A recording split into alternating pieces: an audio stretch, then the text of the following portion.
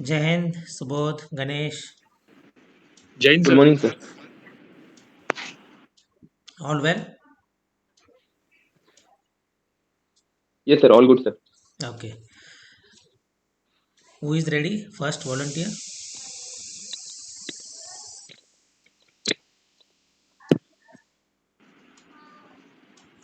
Sir, I will go. Okay, Subodh will go. Ganesh, keep time. Yes, sir. Subodh, you can start. Okay. So good morning to all. Today's my lecture topic is militancy in JNK.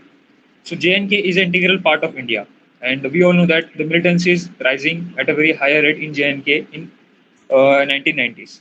So what is the history of JNK? So JNK is an integral part of India. When India got independence in 1947, so there is a conflict between India and Pakistan that who will take over JNK. But we all know that the king of JNK, that is Maharaja Hari Singh, decided not to accede either to Pakistan or to India. He wanted to remain independent. But when in 1947-48, when Pakistan launched an operation in Kashmir that he intruded he the tribes of Afghanistan as well as supported by Pakistani military, they invaded into the territory of J&K, and they created havoc at that time. So India launched an operation, and according to that operation, India successfully stopped the invasion of the tribes who get into the JNK territory in 1947-48. After that, in 1951, the Kashmir issue get into the UN Assembly, and it was sanctioned. After the ceasefire on first of January 1948. If I talk about the current situation in J&K, so militancy is on the rise in 1918 and 1990s. We all know that the Kashmir genocide happened. In that Kashmir genocide, lots of Kashmir Pandits were hanged to death, and this is one of the heinous crime that was committed at that time. And recently, the developments is happening a lot, because if we want to counter terrorism, so that is in one way we could see the development. Development is the one way that we could that in which we could counter the terrorism. Like in previous years, in previous many years, we see a lot of attacks. Like the Pulwama attack was there, in which we have lost the CRPF personnel. Then the Balakot airstrike happened in response to it. Then in 2016, we get to know that Puri attack happened, and in that we almost lost Last 30 seconds. 18 soldiers. So, lastly, I want to conclude that, and according to my opinion, government has started launching some of the development projects in J&K, like Project Udan, then Project Ummeed, Project Himayat. All these projects are very important from Kashmiri youth's point of view, because it will stop their radicalization, and they will not feel ki we are not an integral part of India. And finally, concluding the my topic, that External Affairs Minister Jay Shankar has also said that Time's up. perpetrators of terrorism and the victim of terrorism can't sit together. So I think that Kashmir issue should be resolved in a peace way, and Pakistan should stop the militancy. Thank you. Subodh, good topic. Very important note that these terrorists, what India has faced, now world is also facing, but we have faced a lot. It was a very challenging phase. Militancy is a weapon tool for those countries who cannot fight on battlefield. So subconventional warfare, this is that state policy Pakistan has resorted to. If you note it, first they tried in Punjab, it failed, and thereafter it was J&K.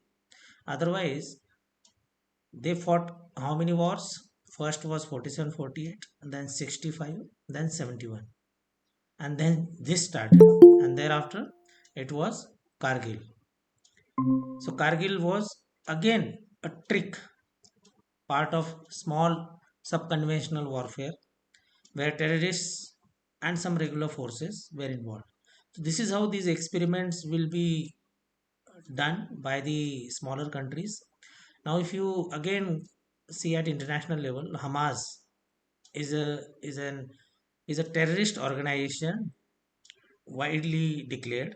Every country labeled them as terrorist organization. UN has also accepted it is a terrorist organization. Palestine has got peace negotiation organizations also. So this terrorist menace across the globe is a very very tough. It has disturbed the world. It has disturbed peace. It has caused so many lakhs and crores of casualties. But India is a country who was raising this issue. Initially, nobody listened. Maybe after 9/11, the perspective to look at terrorism, where to what extent it can go, it has changed. Now, Hamas attack is also to be put under this category.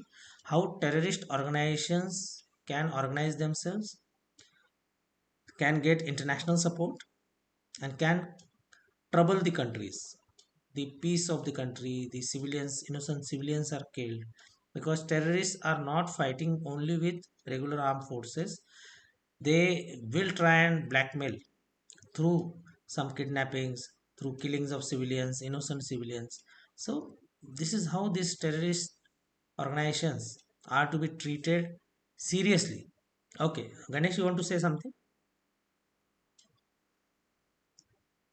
Sir, this these kind of topics are there in GD2. So the leads sometimes come as like why this proxy war is continuing in JNK, like support from separatist leader is there, or underdevelopment or funding by Pakistan. Yes, yes. It is actually all together, but then you can give weightage as per your thing, understanding, as per your viewpoint, and then speak more on that and how other factors are also playing in that particular, because not only in this, in almost all the GD topics you will get similar kind of thing, what is more relevant. So as per you, because there is not a single thing which can be pinpointed for any rational heading. So you can have your own viewpoint. Okay, this is the main argument from my side, and others are in support. Okay. Sir, somewhere do you think the prominent lead should be sir underdevelopment of JNK, sir? No, nowadays if you see development, almost whole world is now advanced. You see Sri Lankan attack, the highly qualified people were there who planned it, and they were getting high paid jobs also. They were already employed. So you can negate these arguments now with these examples. Okay. Okay, In fact, indoctrination of minds is again proved. Scholar people and uneducated people both can be tapped almost at equal proportion. It is only this middle segment where people are having some kind of fence sitting approach. They can be convinced. It is only in middle segment. The highly scholar people are highly indoctrinated, and scholar in the sense highly educated, and the least educated are also equally targeted. You see now examples. Okay. Osama bin Laden was from a big rich family. He himself was pioneer in raising the Al Qaeda. Firstly, he was supported by US, raised against Afghanistan. You can see examples. A lot of rich people are into this. Rich means advanced families. yes, Okay, Ganesh. yes, sir. Okay. Subodh, good. Uh, Lecturate per se is coming up well. It is, the flow is good, and I feel continue with this with different topics. Lot of data collection can happen. Okay, Ganesh, ready? Yes. Yes, sir. Ganesh, go ahead. Yes. The topic for my You can. today's lecturate is issues with Indian agriculture and government policies. So I would like to start off with a quote that if agriculture goes wrong in India, nothing else can go right. And in India, agriculture has given weightage because it contributes about 17% of the GDP. Now I'll talk about some recent issues in India. Now we have seen that there was problem with tomato crop, as we have seen in Maharashtra and Karnataka. Plant pathogens have hated it. Then in agriculture produce market committee, there was issue of onion. 40% duty on onion export was imposed, and this issue created in a dropping of onion prices in Nasik. Now, why Nasik matters? Because it is one of the largest hub which produces onion in India. So MSP is also an issue. Then the major issue which has been neglected by all is water. Water is a major problem than agri land. Unusual rain and weather, and it is also shown that by National Health Survey, 16.6% of malnourished people, children are there in India. So, what are the recent developments? What India has done for this problem? Recently, we have seen that we have hosted G20, and in that agriculture working group of G20 proposed some ideas, which were availability and access to nutritious food, stern policies, food value chains, and digitization. The major prominent ideas were climate smart farming, agriculture data platforms like ENAM, National Agriculture Market are there, some apps to inform about weather to farmers, sensor equipped drifts and drones, genetic engineering seeds, like we have seen genetic engineering seeds, mustard is there in India. Biofortification is one of the new things which has added nutrients in food using genetical engineering. Then climate resistant and nutritious crops. Recently, PM Modi has released zinc rich rice and wheat. Now, India has focused now in 2003 on millets, and it has termed as millet year. Now millets are warm weather grains which takes less water, fertilizers, and which get ready in 3 months. The major pros of it is gluten free. It has low glycemic index, which is basically the diffusion of sugar into blood. These are fiber rich, which hydrates our colon. It contains niacin, which reduces triglycerides, and it increases HDL, the high density lipid protein, which is termed as good fat. Also, there are some technologies which are growing in India regarding agriculture. Aeroponics is growing up, where no soil is used. Hydroponics, only water is used Last to 30 produce the seconds. plants. ENAM, agri-malls, direct seed rice, and alternate dry and wet irrigation is being used. Ethanol is being made from molasses and rice. As we have seen that India is going to have 20% ethanol blending. In my conclusion, I would like to state that now in India, digitization should be used as a catalyst to revolutionize this agriculture. And these subsidies on fertilizer, power, and irrigation has damaged the economy. There should be a balance between them through government work policies or Time through up. some important work frameworks in agriculture sector. Thank you. Good, Ganesh. Very important topic from a different perspective you tried to cover. Digitization, yes, this can be applied. It has started its use and its effect, but can it be used as a tool to solve the problems, existing problems? Nowadays, keeping data, flowing the information is not difficult.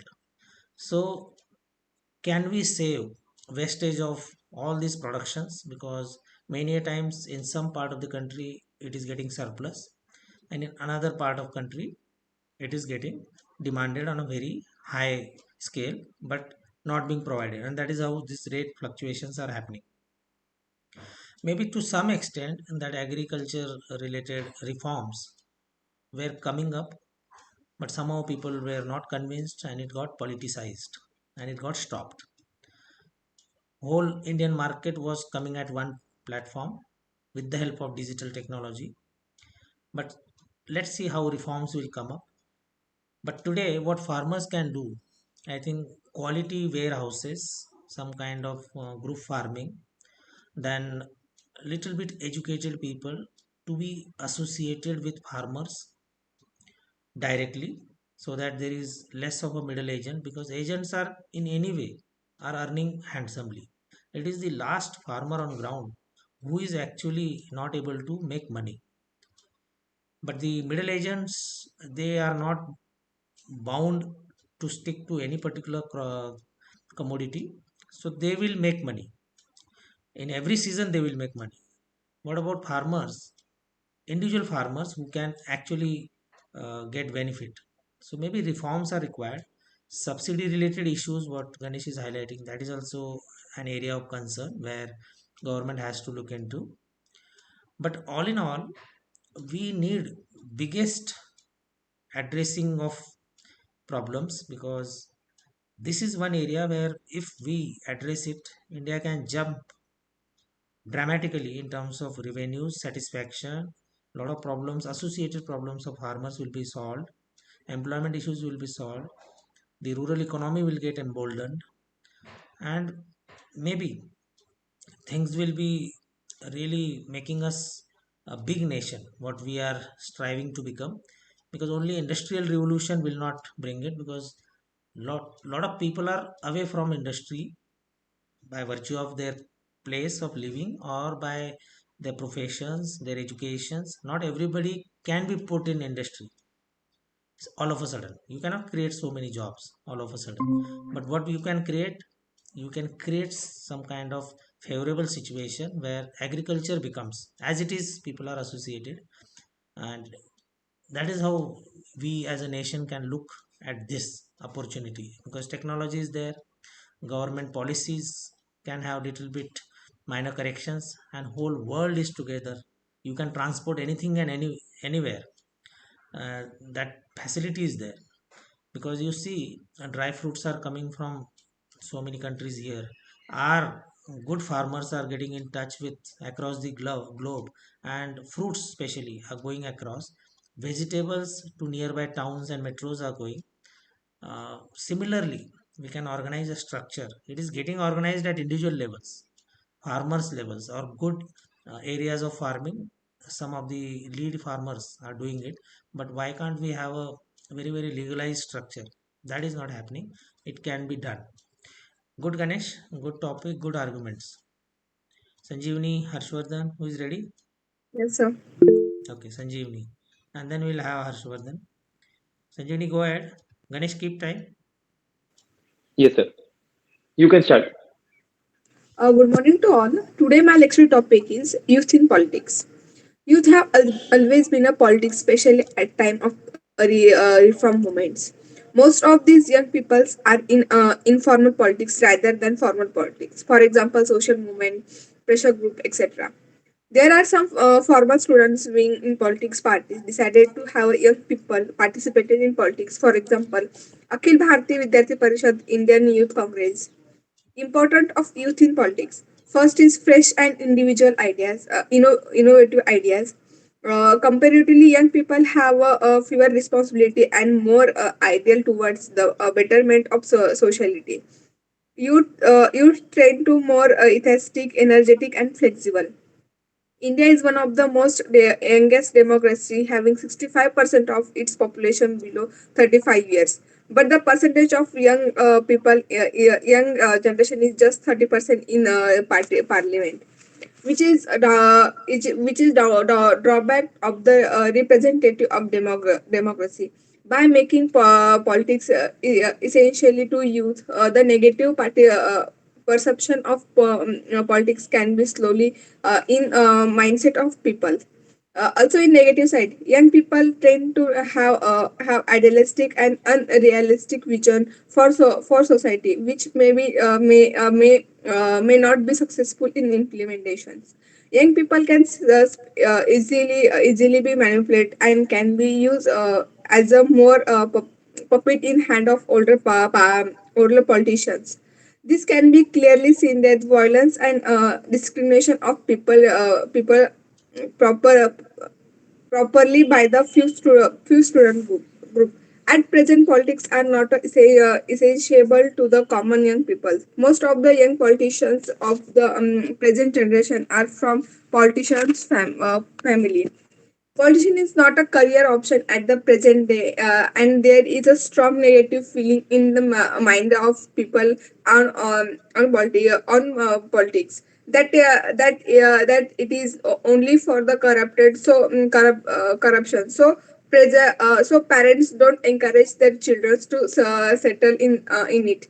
Even if one choose politicians as a career, she or he wait for a long time Last to 30 get the seconds. support. So government. So what need to be done? Firstly, reservation for a youth should be created as a political parties, and it is parliament as well. That the children and relative of the politicians should be exclusive from these reservation benefits. Youth should be give opportunity to give a internship of the in parliament. So, lastly, I want to conclude that there is a dearth of young talent in present politician. Youth should give the opportunity to prove themselves by making politics Time's up. accessible of them. The right balance of young talent and experienced politicians can lead to the clear of politics and can restore the public faith of political system. Thank you. Okay, Sanjeevani, good points. A lot of points were very matured point, good points. But now politics is actually a field of leadership where, like any other structure, hierarchy, where one starts career from a bottom and goes up. So it requires certain kind of experience. In politics also we see a lot of karyakartas, field level workers, but they are not visible to the world. They are not projected. So one thing what Sanjeevani was highlighting, misusing their energy or getting uh, swayed away for doing wrong things because of lack of experience is possible. This is absolutely important point. As we mature as a democracy, a lot of educated people will come. They might come at younger age, but some sort of experience is very much required, because here decision making is very different in any organization where it is fixed ideas, fixed structure. Out of box thinking is also technology related or some technical expertise, but in politics it is more of a social orientation. You need to understand the dynamics of people's emotions, what people want, what will be good for our country. And that is how, when you talk about politics, it is more of an experience. But then first generation people are not generally attracted to the politics. It will require some time. You see now some of the countries, for example Britain, old democracy, very open mind society, accepting foreign origin leadership. US vice president, comparatively old democracy, now the vice president is of foreign origin, maybe in future president may be of foreign origin. So this is how you can see in India also democracy will get matured. People will get attracted towards politics as a career at relatively younger age. People will study political science and politics as a career profession, and then we will see these aspects happening in our society also. Good, Sanjani, focus on more grammatical aspects now. Points are coming well, flow is coming now, little bit jumbling of grammatical mistakes. Focus on that. Okay, Yes, sir. Harshwardhan. Yes. Sanjani, keep time. Yes, sir. You can start, Harshvardhan. Good morning, everyone. Today's topic of my lecture is Naxalism in India. India has been coping up with three major problems in internal security challenges for years. The first one is terrorism in Kashmir. The second one is separatist movement in northeastern Punjab. And the third and very neglected is Naxal moist insurgency in the red corridors. If we talk about Naxalism in India, Naxalism is an armed rebellion against the state driven by the leftist ideology. It in other terms is also called as Moism. It is the term used to refer the violent acts committed by the tribal people and landless people against their landlords and certain individuals or a group that have operated in India since the mid 1960s. It was started under the people like Kanu Sangal and Jagan Santhal with the goal to give working peasants their due share of the land. Since then, Naxalism has been one of the major threats to the law and order in India. If we talk about the history of Naxalism in India, it began in the year 1967 in the communities near the Naxalbari region in West Bengal's Darjeeling district. It was led by local peasants as a peasant revolution with the primary focus uh, with its primary focus to give peasants their rights. After that, various parties were also formed by the people and had roots in the West Bengal. But the movement spread across various neighboring states, and the movement also moved towards states like Odisha, Chhattisgarh, and Andhra Pradesh. If we talk about objectives of Naxals, they want to bring changes by violent means and also have anti-government and ideology and desire for a violent conflict in common. And by promoting their cause and concerns, they also attempt to support the marginalized people in the rural areas. Even even they oppose the parliamentary system and seek to overthrow the government through an armed rebellion. If Last 30 seconds.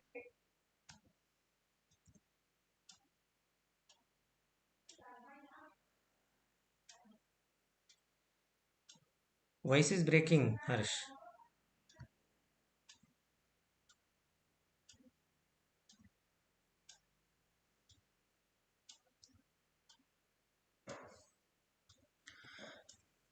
Okay, I think some internet issue.